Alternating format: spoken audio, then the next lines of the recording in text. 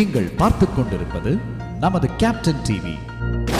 இளைஞர்களின் இதய துடிப்பு. கில்டு தலைவர் ஜாகுவார் தங்கம் அவர்களை பேசுவதற்கு அழைக்கிறேன்.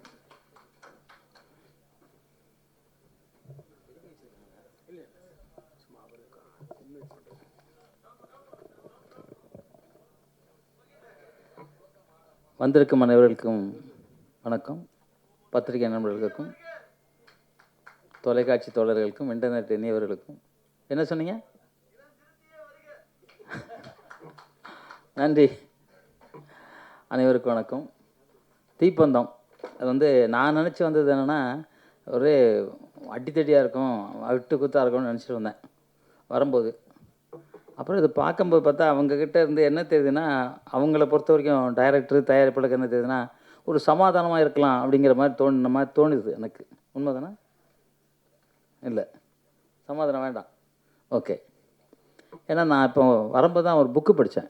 ஏலத்தை பற்றி ஒரு 800 ரூபாய்க்கு ஒரு புக்கு வாங்கியிருந்தேன். அப்பவும் வாங்கினது, இப்போ படித்து பார்த்தேன். அப்போ நம்ம தமிழர்கள் என்னென்ன கொடுமைப்படுத்தி செத்தாங்க அப்படிங்கும்போது அது படிக்கும்போதே நமக்கு ஒரு மாதிரி ஆயிடுச்சு. இப்போ கௌதம் சார் மிக அற்புதமாக பேசுனாங்க. நமக்கு அந்த அளவு பேச தெரியலன்னா கூட, என்னை பொறுத்த வரைக்கும் ஒரு ஜப்பானில் அணுகுண்டு போட்டாங்க. ஒரு பொண்ணு துணியை கழட்டி போட்டு நிர்வாணமாக ஓடிச்சு. அதோடு அந்த சண்டையை உலக நாடுகள் நிறுத்திச்சு. அதெல்லாம் கம்பேர் பண்ணும்போது இலங்கையில் நடந்த சண்டை பார்த்திங்கன்னா, உலகம் அத்தனையும் இலங்கை தமிழர்களுக்கு பாதுகாப்பாக நின்றுக்கணும், நிற்கலை. அப்போ உலகம் இல்லை. அவங்க எதுக்காகவும் ஆசைப்படுறாங்க. இப்போ ரஷ்யாவுக்கும் உக்ரைனுக்கும் சண்டை நடக்குது, இஸ்ரேலுக்கும் காசாவா அங்கே சண்டை நடக்குது. போட்டுக்கிட்டே இருக்கானுங்க குண்டை. இவன் எல்லாம் நல்லா இருக்கானுங்க, அந்த மக்கள் தான் செத்துக்கிட்டு இருக்காங்க. ஏன்னா அதிபர் யாராவது செத்துருக்காங்களா? யாரும் சாகலை. சாகிறதுலாம் மக்கள் மக்கள் மக்கள் தான், அவ்வளோதான். அவங்க சாப்பாடு கையேந்திரத்தை பார்க்கும்போது நமக்கு கண்ணீர் வருது. ஏன்னா அந்த டைமில் நம்ம உட்காந்து சாப்பிட்டுக்கிட்டு இருக்கோம் பார்த்திங்கன்னா, அது தாங்கவே முடியல. என்னடா பண்ண முடியும்? ஒருவேளை நம்ம கடவுளாக இருந்தால் எல்லாத்தையும் அப்படி சவிச்சிடலாமா அப்படின்லாம் நினைக்க வேண்டியிருக்கு. எனக்கு நான் சண்டை மாஸ்டர் தான், ஆனால் உலகம் நிம்மதியாக இருக்கணும் அப்படின்னு நான் நினைக்கிறேன், என்னை பொறுத்த வரைக்கும்.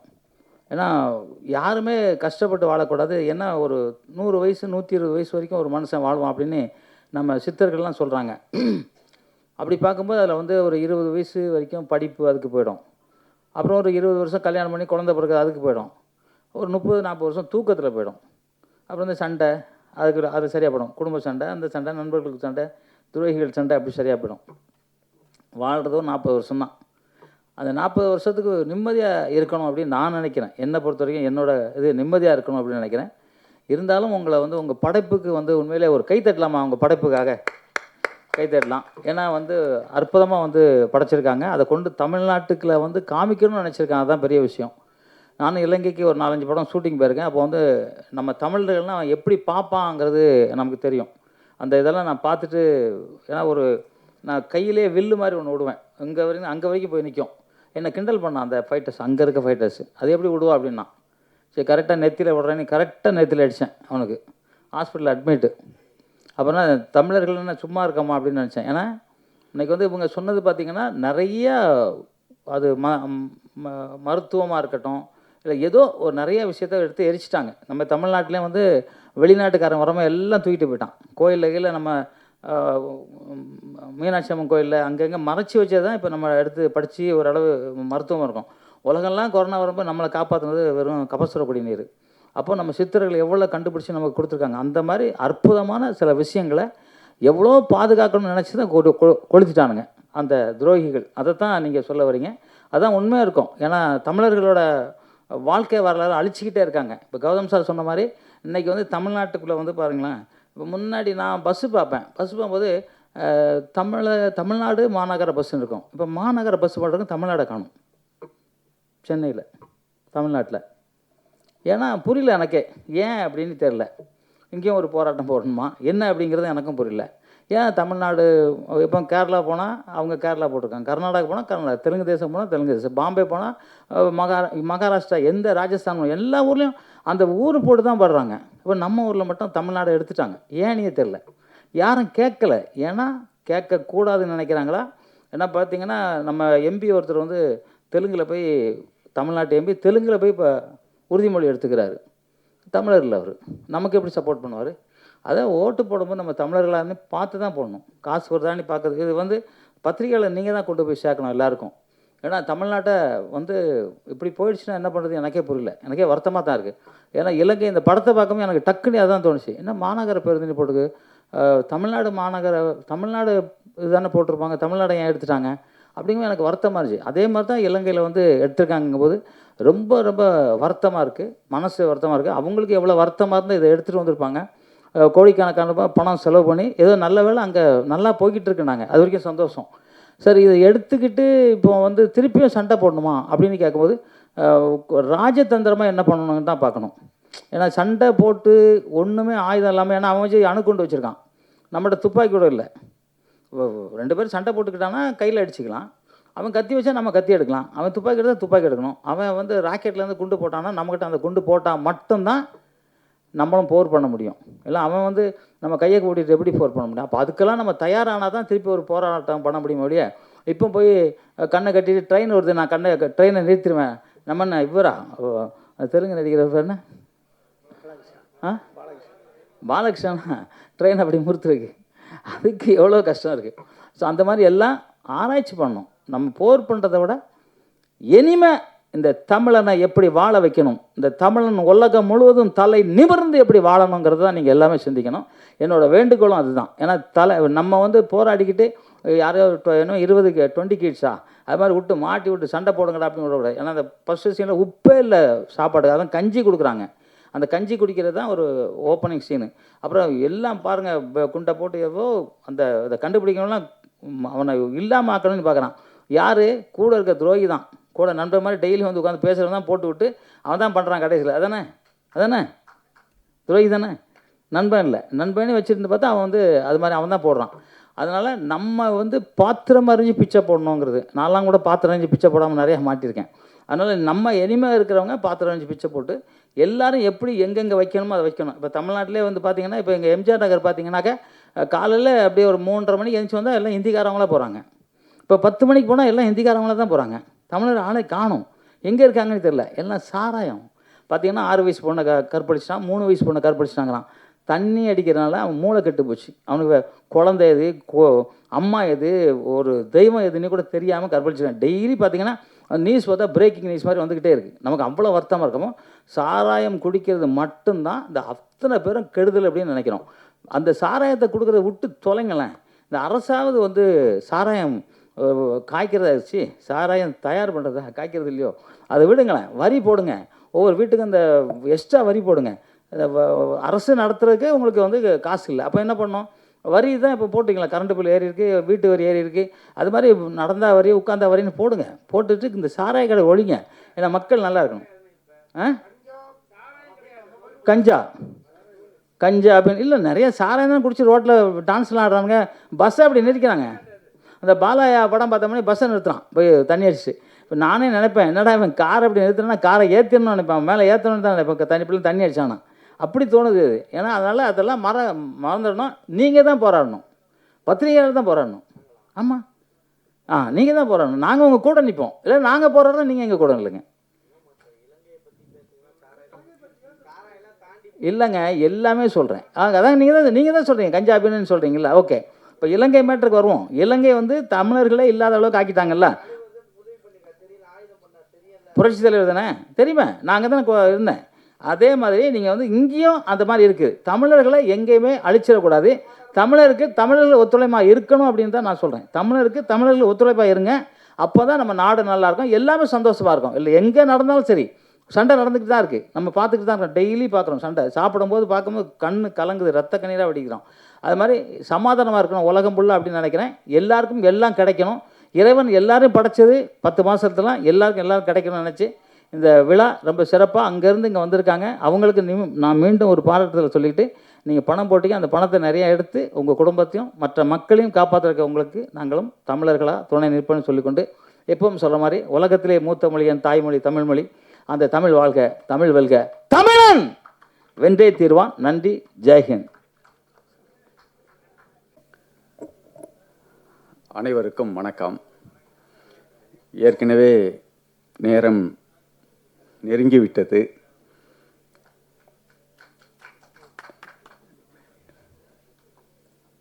தமிழீழ போராட்ட வரலாற்றில் போராட்ட காலத்திலேயே அந்த மண்ணில் போராளிகளால் எண்ணற்ற குறும்படங்கள் எடுத்து உலகளவில் கொண்டு சேர்த்திருக்கிறார்கள்.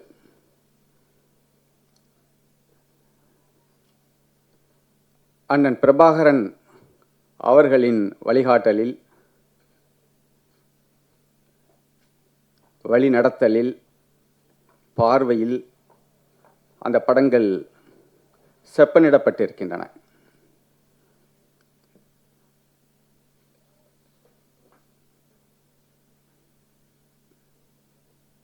அதன் மூலம் அந்த காலத்திலேயே உணர்வு பெற்றவர்கள், உள்வாங்கியவர்கள் இருக்கிறார்கள். 2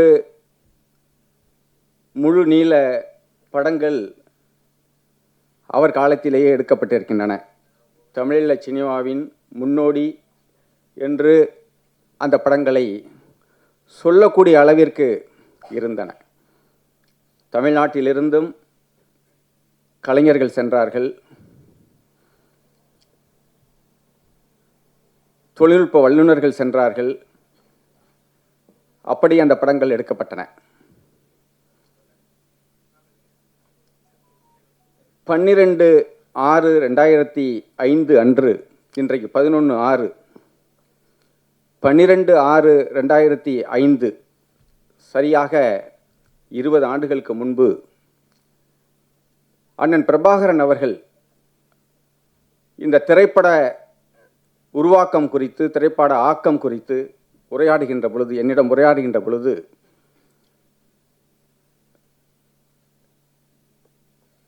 போராளிகளால் அல்லது போராளிகளாக இல்லாத பலராலும் எடுக்கப்பட்ட குறும்படங்களை குறித்து என்னிடம் சொல்லி,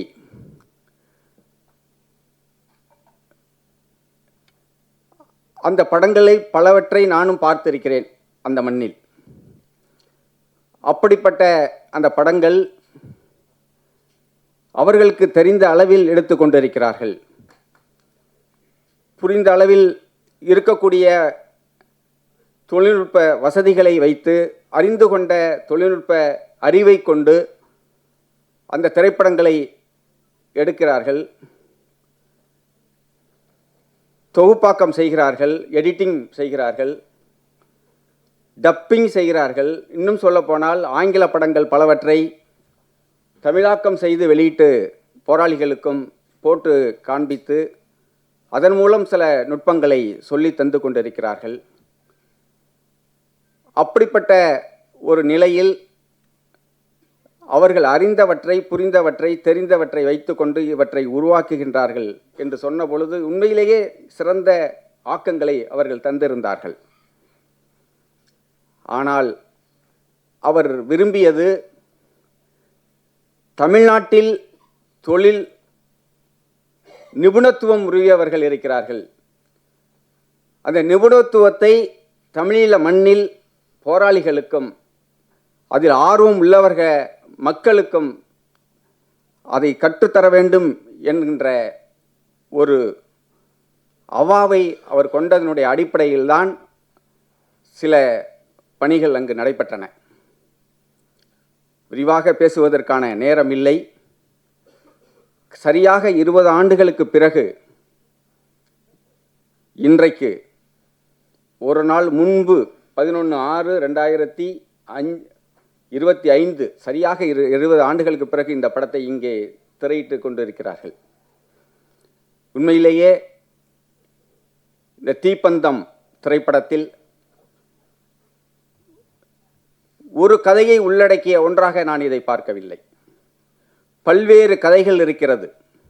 ஒவ்வொரு சொல்லிலும் ஒரு ஆயிரக்கணக்கான கதைகள். அறிவுச்சோலை என்று ஒரு பெயர் பலகையை காட்டுகிறார்கள், அந்த இடத்தை காட்டுகிறார்கள். அறிவுச்சோலை என்று சொன்னால் அதில் பின்னணியில் ஏகப்பட்ட ஏராளமான கதைகள் இருக்கின்றன. சிவகுமாரன் என்ற ஒரு பெயர் அங்கே குறிப்பிடப்படுகிறது. சிவகுமாரன் வரலாற்றில் முதல் வித்து. அதேபோல் ஒவ்வொன்றையும் திலீபன் போகின்ற போக்கில் அவர் காட்டுகின்ற ஒவ்வொரு காட்சியும் புரிந்து கொள்ள வேண்டும் என்று சொன்னால் பலாயிரக்கணக்கான கதைகளை புரிந்து கொள்வதற்கு சமமாக அது அமையும். தமிழீழ போராட்ட களத்தில் மட்டுமல்ல, இன்றைக்கு கூட ஏராளமான கதைகளை அங்கே எடுத்துக்கொண்டு திரைப்படங்களாக உருவாக்க முடியும். அப்படிப்பட்ட ஒரு நிலையில் தீப்பந்தம் ஒரு முக்கியமான ஒரு இடத்தை அது வகிக்கிறது. இன்றைக்கு இதுபோன்ற முயற்சிகள், இதுபோன்ற அடுத்தடுத்த தலைமுறைகளுக்கு சில வரலாறுகளையும் தமிழர்களுடைய வழியையும் தமிழீழ மக்கள் சந்தித்த இன்னல்களையும் காலங்காலத்துக்கு சொல்லக்கூடிய படைப்புகளை அந்த மண்ணிலிருந்து உருவாக்க வேண்டும் என்பது அண்ணன் பிரபாகரனுடைய விருப்பம். வெளியிலிருந்து உருவாக்குவது என்பதை விட அந்த மண்ணிலிருந்து, அந்த மண்ணில் இருக்கக்கூடிய கலைஞர்களை கொண்டு, அந்த மண்ணில் இருக்கக்கூடிய நடிகர்களை கொண்டு அது உருவாக்கப்பட வேண்டும் என்று அவர் விரும்பினார். அந்த அடிப்படையில் இந்த திரைப்படத்தில் வருகின்ற நடிகர்கள் அல்ல, சாதாரண அந்தந்த மாந்தர்களாக அந்த கதைகளில் உலா வருகிறார்கள். அந்த அடிப்படையில் இது ஒரு முக்கியமான ஒரு திரைப்படமாக நான் கருதுகிறேன். இயக்குனர், இசையமைப்பாளர், ஒளிப்படம் இப்படி அனைத்து நிலைகளிலும் பங்காற்றிய கலைஞர்களுக்கும் தயாரிப்பு நிலையில் இருக்கக்கூடியவர்களுக்கும் என்னுடைய வாழ்த்துக்களையும் பாராட்டையும் தெரிவித்து விடைபெறுகிறேன். நன்றி, வணக்கம். அடுத்ததாக இயக்குனர் ராசி அழகப்பன் அவர்களை அழைக்கின்றோம்.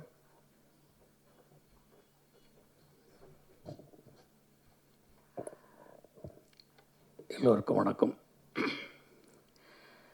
ஈழத்தினுடைய அந்த வரலாற்றில் பங்கு பெற்ற சான்றோர்கள்லாம் அமைதியாக இருக்காங்க. நாம் அதிகமாக பேசுவது என்பது அவ்வளவு சிறப்பாக இருக்காது. நான் இந்த திரைப்படத்தை மட்டும் பேசிவிட்டு செல்கிறேன். பாலுமகேந்திரா அவர்களை 80களில் நான் அடிக்கடி சந்திப்பதுண்டு. இயக்குனர் மகேந்திரன் அவர்களை பற்றியும் சந்திப்பதுண்டு. அவர் சொல்லுவார், ஈழத்திலிருந்து நான் வந்திருக்கிறேன், ஒரு திரைப்படம் என்ன செய்ய வேண்டும் என்று சொன்னால் ஒரு மிகையில்லாமல் வாழ்க்கையை பதிவு செய்ய வேண்டும். மனத்துடிப்பு எவ்வாறு இருக்கிறதோ அவ்வாறு காட்சி அமைப்புகள், இசை, மற்ற பிற யாவையும் ஒன்றிணைந்து பார்வையாளரை தன்னோடு இணைத்து கொள்ள வேண்டும் என்று அவர் சொல்லுவார். அதனால்தான் வீடுன்னு ஒரு படம் எடுத்தார். அதுபோன்ற ஒரு வீடினுடைய படத்தினுடைய பேரழகை, மனிதர்களுடைய அந்த பயணத்தை இந்த தீப்பந்தம் எனக்கு காட்டியிருக்கிறது. இந்த என்னுடைய இயக்குனர் ராஜ் சிவராஜ் அவர்கள் மிக ஒரு உன்னதமான இயக்குனர். எங்கே இசை ஒலிக்க வேண்டும்? முதல்ல ஒரு 5 நிமிடம் இசையே இல்லை. இசைஞானி இளையராஜா அவர்கள் சொல்வார்கள், இசை என்பது பதட்டப்பட்டு ஓடுகிற ஒரு ஓட்டப்பந்தய வீரனை போல இருக்கக்கூடாது.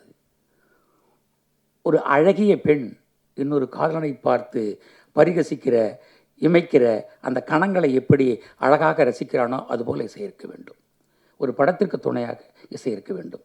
அப்படித்தான் எங்கே ஒலிக்க வேண்டுமோ அங்கே இந்த படத்தில் ஒலி இருந்தது. எனக்கு அப்படியே ஆரம்பகால இளையராஜா போல இந்த பூவன் மதீசன் இருந்தார். நான் கொஞ்சம் மிகையாக கூட சொல்லலாம். ஆனால் அதனுடைய நுட்பம் இந்த படத்தில் எனக்கு தெரிந்தது. ஒளிப்பதிவு யாரான்னு பார்த்தேன், கமல். கமல் கூட இவ்வளோ அழகாக ஒளிப்பதிவு செய்வாரா? இலங்கையிலே ஒரு கமல் இருக்கிறார் என்பது பெரிய மகிழ்ச்சி. எடிட்டர் அருண் யோகதீசன் ஒரு நதியினுடைய போகிற போக்கில் இந்த படத்தை காட்சி துணுக்குகளை அழகாக வைத்து பெரிய திருப்பங்கள், பெரிய சூட்சுமங்கள் எதுவும் இல்லாமல் ஒரு இலங்கையினுடைய பேரழகை, இழந்து போன தன்னுடைய கனவுகளை, இழந்து போன தன்னுடைய அந்த ஈரத்தை அழகாக ஒரு குறியீடு மூலமாக தீப்பந்தம் என்று சொல்லியிருக்கிறார். பந்தம் என்றால் உறவு, தீ என்றால் அகத்தி.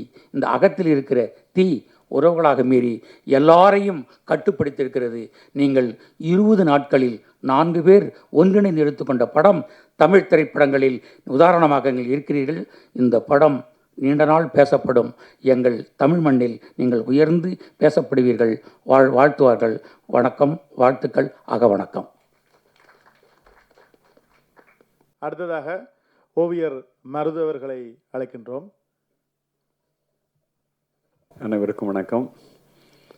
எனக்கு அளவில்லாத மகிழ்ச்சி.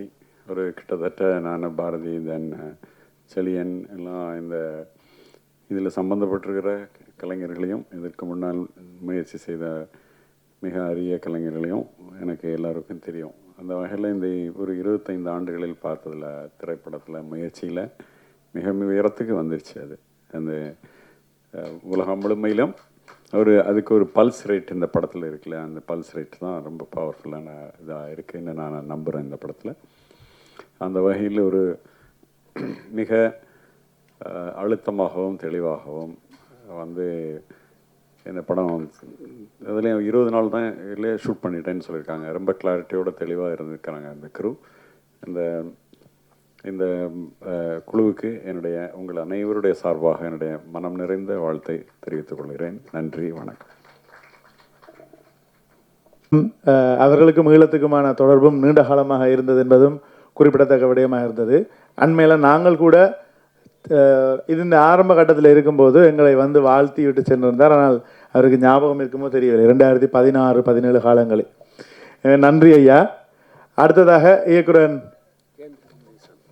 இயக்குனர் கேந்திரன் முனியசாமி அவர்களை அன்புடன் அழைக்கின்றோம்.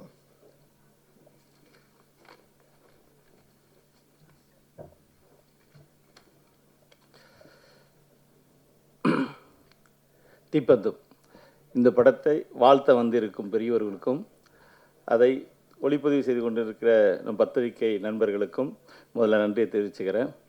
தீப்பந்தம் படம் ஆரம்பிக்கும்போது ஒரு தனி மனிதனோட வாழ்க்கையை ஆரம்பித்து அதுக்குள்ளே ஒரு சமூகத்தோட ஒட்டுமொத்தமாக ஒரு வழியை சொல்ல முடியும் அப்படின்ற இயக்குனரை நான் பாராட்டி ஆகணும்.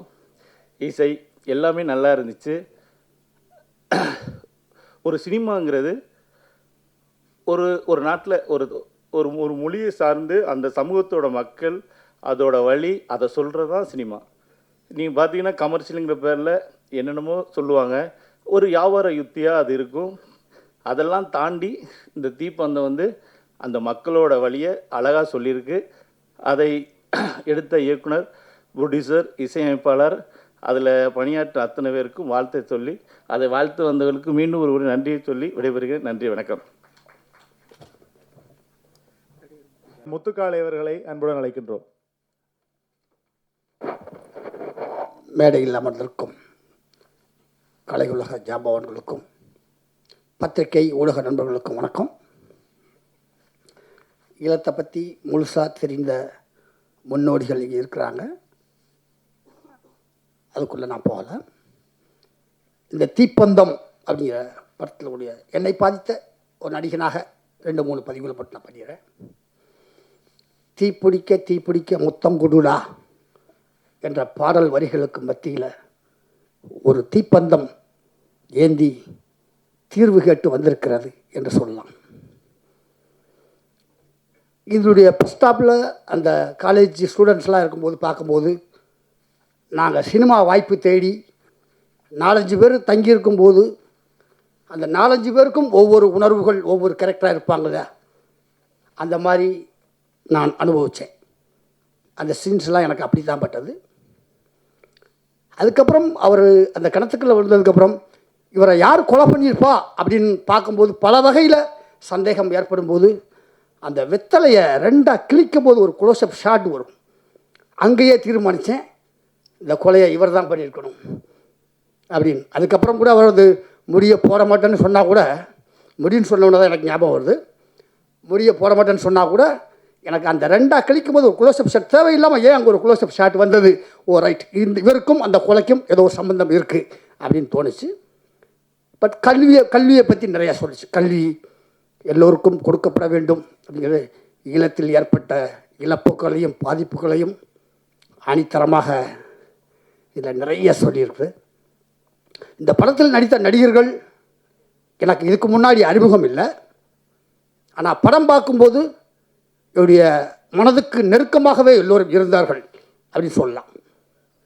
ஏன்னா நான் தினசரி ஒரு 2-3 இலங்கை சார்ந்த நண்பர்கள் ஃபோன்லேயோ இல்லை நேர்லேயோ சந்தித்து பேசக்கூடிய வாய்ப்பு எனக்கு ஏற்பட்டது. அது கூட இந்த கடலை மிட்டாய்க்கு சில வசனங்களுக்கு எங்களுக்கு அர்த்தம் தெரியாமல் இருக்கலாம். அந்த கடலை மிட்டாய்க்கு என்னமோ சொன்னாங்களே, இது என்னவா இருக்கும், அல்வாடுறாங்க, ஏதோ பேர் சொன்னாங்களே, என்னன்னு அந்த கடலை மிட்டாயை காமிச்சு இது கொடுக்கும்போது தான், ஓ கடலை மிட்டாய்க்கு தான் இப்படி ஒரு பேர் இருக்கா அப்படின்னு தெரிஞ்சு. இந்த மாதிரி பல விஷயங்கள் இதில் வந்து பேன் இண்டியா அளவில் பல குத்துப்பாடல்கள் இல்லை, ரத்தம் சிந்தலை, ஏகப்பட்ட பொருட்செலவு சேதம் இல்லை. அப்படி இருந்தாலும் அங்கங்கே அவர்கள் நினைத்ததை பதிவு செய்திருக்காங்க. ஏன்னா எங்கள் மேனேஜர் பிஆர்ஓ சார்கிட்ட கூட கேட்டேன், சார் இது ஸ்ரீலங்கா படம் ஸ்ரீலங்காவில் ஓட போதா இல்லை இங்கே ஓட போதா அப்படின்னு கேட்டேன். எனக்கு இதுவரை கூட தெரியாது. ஸ்ரீலங்கா மக்கள் ஸ்ரீலங்காக்குள்ளே படம் எடுத்து அங்கே ரிலீஸ் பண்ணுறாங்க. அங்கேயும் தமிழ் மாதிரி அங்கே ஒரு குரூப் இருக்குது, ஒரு ஒரு தொழில்நுட்ப கலைஞர்கள் இருக்காங்கிறதே எனக்கு இப்போ சார்கிட்ட கேட்டு தான் தெரிஞ்சுக்கிட்டேன். அதுவும் சார் பேசும்போது இது 3வது படம் அப்படின்னு சொன்னாங்க.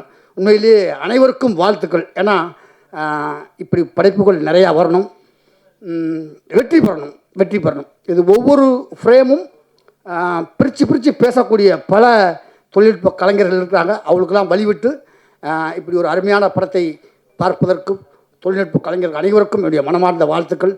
இந்த மாதிரி படைப்புகள் நிறைய வர வேண்டும் என்று வாழ்த்து விடுகிறேன். நன்றி, வணக்கம். வந்து அக்குள் இன்னும் சில விஷயங்கள் இன்னொன்று முடிக்கு வந்து உங்களோட வார்த்தையில் சில நேரங்களில் கெட்ட வார்த்தைகளாக இருக்கலாம், அதை நான் சொல்ல விரும்பல. அதை வந்து நாங்கள் சாதாரணமாகவே அந்த வார்த்தையை நாங்கள் இயல்பில் பாவிக்கிற வார்த்தை தான். அது தமிழ்நாட்டில் வந்து ஒரு கெட்ட வார்த்தையாக காணப்படுகிறது. அதால் சில நேரங்களில் உங்களுக்கு எதாவது அசௌகரியங்கள் இருந்திருக்கலாம். இது இலங்கையில் தணிக்கை செய்யப்பட்ட படம் தான். அடுத்ததாக இயக்குனர் அஜயன் பாலா அவர்களை பேசுவதை கலைக்கிறேன். அனைவருக்கும் வணக்கம். பொதுவாக நான் வந்து ஒரு தடவை ஒரு தெருவழியாக போனாலே 2வது தடவை போக மாட்டேன். ஆனால் நம்முடைய ஊடக நண்பர்கள் தினசரி கிட்டத்தட்ட எங்கள் பிரசாத் லேபுக்கு வந்து இந்த மாதிரி நிகழ்ச்சிகளை பார்த்து அதை பதிவு செய்கிறது வந்து எவ்வளோ சிரமமான வேலைன்னு எனக்கு தெரியும். அதுவும் இவ்வளோ நேரம் பொறுமையாக உட்காந்து கேட்டு அதை பதிவு செய்கிறீங்க. உங்கள் அனைவருக்கும் என்னுடைய நன்றி. இந்த திரைப்படம் வந்து பல விஷயங்களை வந்து உடைக்குது, பேசுதிருக்கு. உலகம் முழுக்க 2 நூலகங்கள் வந்து வரலாற்றில் எரிக்கப்பட்டிருக்கு. ஒன்று கிரேக்கத்தில் அலெக்சாண்ட்ரியா நூலகம், அடுத்து வந்து யாழ் நூலகம் தான். ஈஜிப்தில் அலெக்சாண்ட்ரியாவும் தான். அலெக்சாண்ட்ரியா பற்றின நூலகம் பற்றின சில குறிப்புகள் வந்து கிளியோபாட்ரா படத்தில் வந்திருக்கு. ஆனால் அதை ஒட்டியான முழுமையாக படம் வந்து வந்திருக்கான்றது எனக்கு தெரிஞ்சு இல்லை.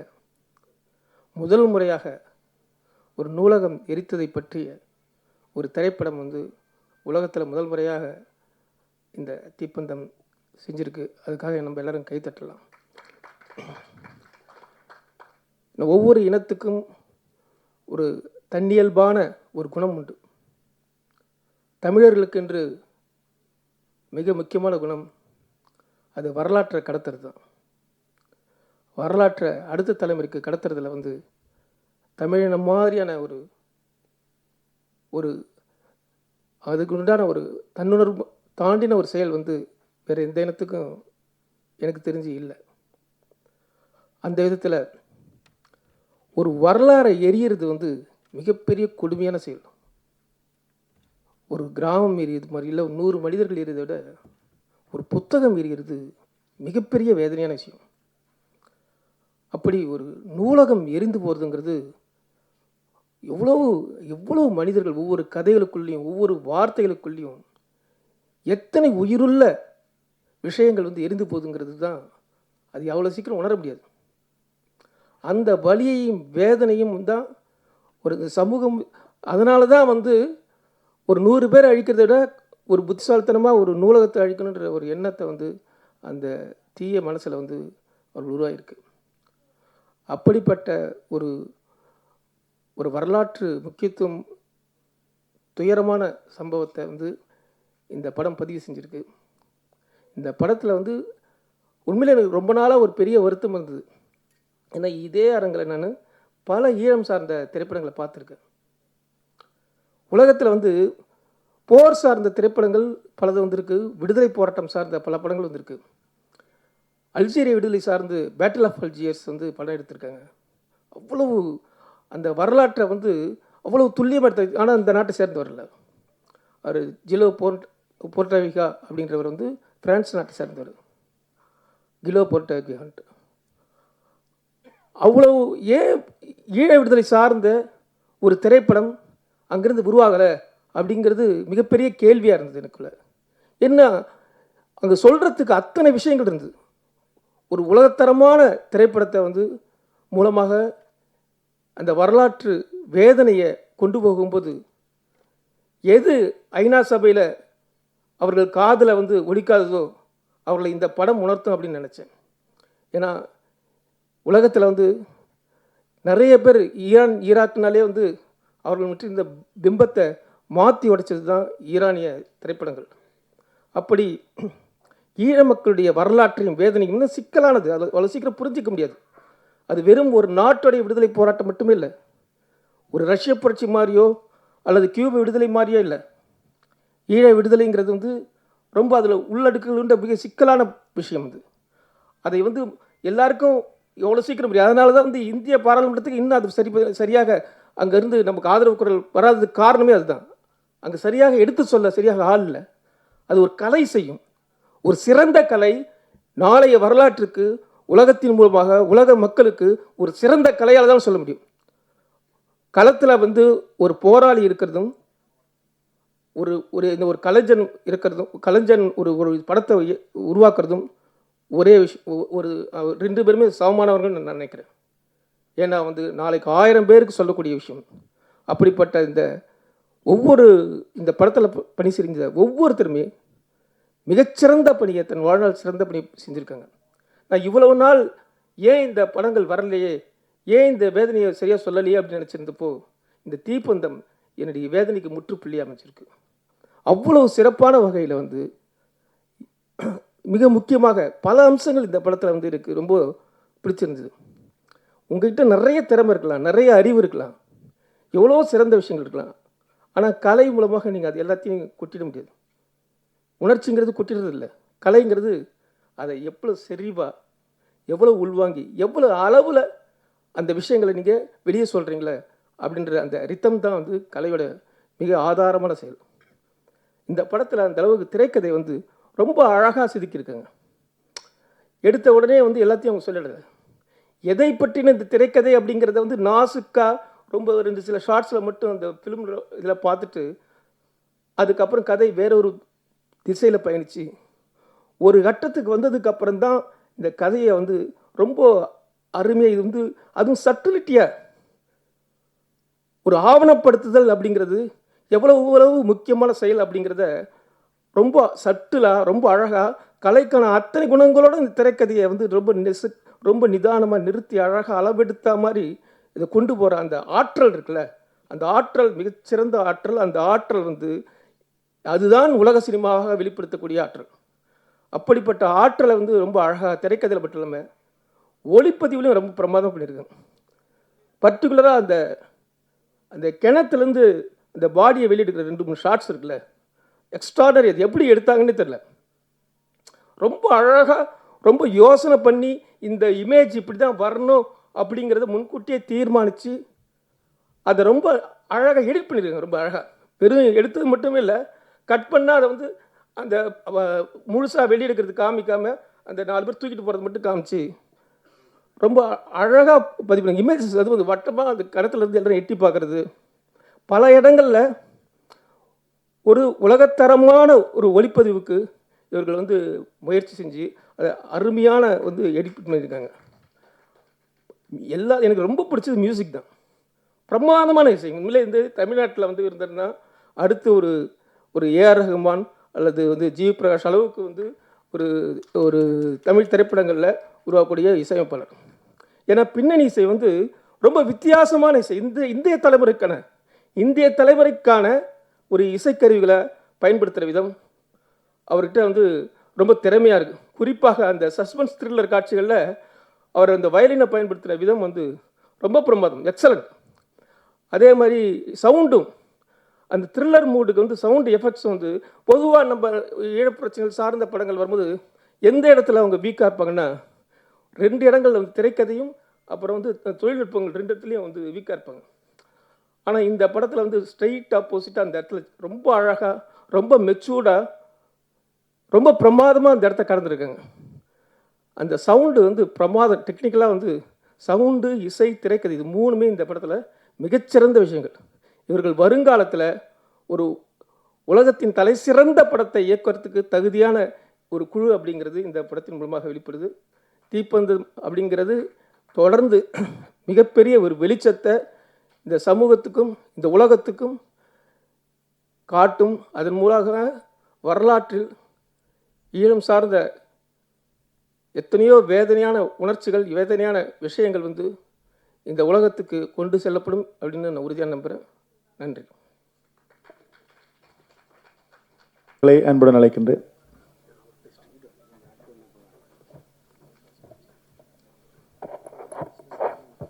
அனைவருக்கும் வணக்கம். 3 நிமிடத்தில் முடித்துக் கொள்கிறேன். நேரமின்மை காரணமாக இந்த தொழில்நுட்ப கலைஞர்களை தோழர் ராசி அழகப்பனும் அஜயன் பாலாவும் பேசியதை நான் வழிமுறுகிறேன் உள்ளன்போடு. நாங்கள் ஈழத்தை சார்ந்த நண்பர்கள், எழுத்தாளர்களை பார்க்கும் போதெல்லாம் ஒன்றை சொல்வது வழக்கம். தம்பிகளே, இயக்கம் விட்ட இடத்தை இலக்கியம் தொடர வேண்டும், கலை தொடர வேண்டும். அரசியலை உலக அரங்கில் கொண்டு போய் சேர்ப்பதில் ஏதோ ஒரு தவறு நிகழ்ந்து விட்டது.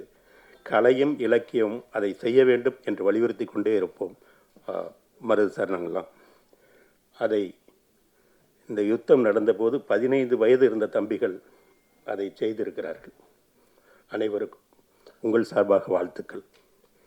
தீப்பந்தம் என்றவுடன் நான் ஏதோ ஒரு போர்க்கள காட்சிகளை கொண்டு வரக்கூடிய ஒரு திரைப்படமாக இருக்கும் என்று நான் நினைத்தேன். அதற்கு மாறாக வேறொரு தளத்தில் இந்த கதையை யோசித்திருக்கிறார்கள். வன்முறை என்பது அறிவுசார் தளத்தில் நிகழ்த்தப்படுகிற வன்முறை, அதாவது கல்வி தரப்படுத்துதல், நூலகத்தை எரித்தல் என்கிற ஒரு ஆவணத்தை மிக அழகான கதையாக்கியிருக்கிறார்கள். இந்த தொடக்கம் இன்னும் நல்ல நல்ல நல்ல நல்ல திரைப்படங்களை உலக அரங்கில் எடுத்துச் சொல்லக்கூடிய படங்களாக வர வேண்டும் என்று நான் வாழ்த்துகிறேன், நம்புகிறேன். ஒரே ஒரு செய்தியை சொல்கிறேன் தம்பிகளே. அதாவது இந்த கதையை சொல்லும்போது நம்ம பேசும்போது கூட ரொம்ப வீரமாகவும் உணர்ச்சி வசப்பட்டும் இல்லை சோகமாகவும் பேசுகிறோம். அப்படி ஒரு கதையை அவர்கள் சொல்லியிருக்கலாம். ஆனால் அப்படியெல்லாம் அவங்க சொல்லவே இல்லை, உணர்ச்சி பூர்வமாக சொல்லவே இல்லை. மிக பகடியாக எல்லலாக சொல்கிறார்கள். அதில் ஒரு வசனம் வரும், அடுத்த மசுரை பிடுங்கி தான் நம்ம வாழணுன்னா அப்படியே வாழ்ந்துட்டு போகிறோம் அப்படின்னு வரும். அங்கே பிடுங்க போகிற மசுர் ஒருத்தர் வந்து என்ன மாதிரி ஒருத்தர் இருக்கார். அதற்குள்ளே இருக்கிற அரசியல் மிகவும் நுட்பமானது. அதை சொல்வதற்கு நேரமில்லை, நான் எழுதுகிறேன், எல்லோரும் அறிந்திருப்பீர்கள். ஒரே ஒரு செய்தியை சொல்கிறேன். இந்த படத்தில் ஒரு வசனம் வருகிறது, நாங்கள் நல்ல விஷயத்தை செய்யும் போதெல்லாம் எங்களை சுற்றி ஏதோ பிசாசுகள் வந்து அதை கெடுத்து விடுகின்றன என்று சொல்கிறார். இந்த ஒரு வரிக்குள் அடங்கி இருக்கிற ஒரு நூற்றாண்டின் வரலாறு மிகப்பெரியது. இதுதான் கலை செய்யக்கூடியது. தோழர்களே, நண்பர்களே, தம்பிகளே, இங்கும் நாங்கள் ஏதாவது நல்ல விஷயத்தை செய்ய நினைக்கும் போதெல்லாம் ஒரு பிசாசு கூட்டம் 2000 ஆண்டு காலமாக தடுத்து கொண்டே இருக்கிறது, இப்போதும் செய்கிறது. இங்கே அறிவுசார் தளத்தில் நிகழ்த்தி இருக்கிறது. கௌதமன் தொட்டு சென்றார், இங்கே கல்வித்துறையில் எப்படி நிகழ்த்தப்படுகிறது என்று. நீங்கள் எடுத்திருக்கிற படம், கலை ஒரு வரலாற்றை, ஒரு காலத்தை எப்படி ஆவணமாக்க வேண்டும் என்பதற்கான எங்களுக்கெல்லாம் ஒரு பாடம். தொடருங்கள். வாழ்த்துக்கள். நன்றி.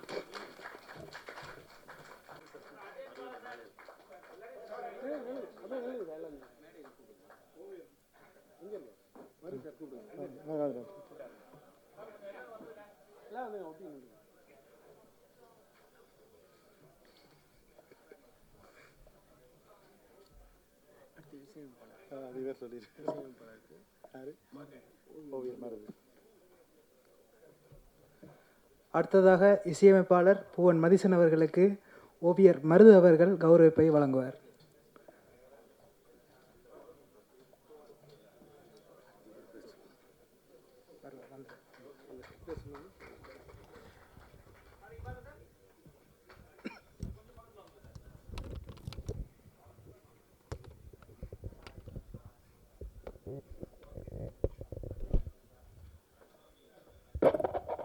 அனைவருக்கும் மன்னிக்கும். நான் பேசும்போது ஒரு விஷயம் மறந்துட்டேன். இந்த படத்தை இயக்குனரை வந்து பாராட்ட மறந்துட்டேன்.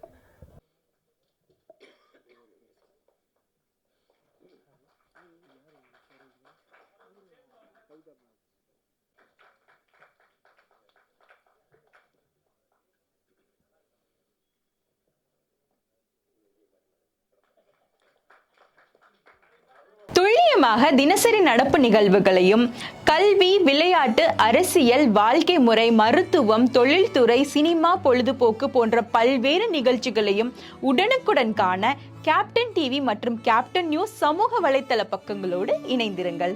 உங்கள் வணிகத்தை கேப்டன் டிவி மற்றும் கேப்டன் நியூஸில் விளம்பரத்தின் மூலம் மேம்படுத்த விருப்பமா? உடனே கீழே கொடுக்கப்படும் எண்ணிற்கு தொடர்பு கொள்ளுங்கள்.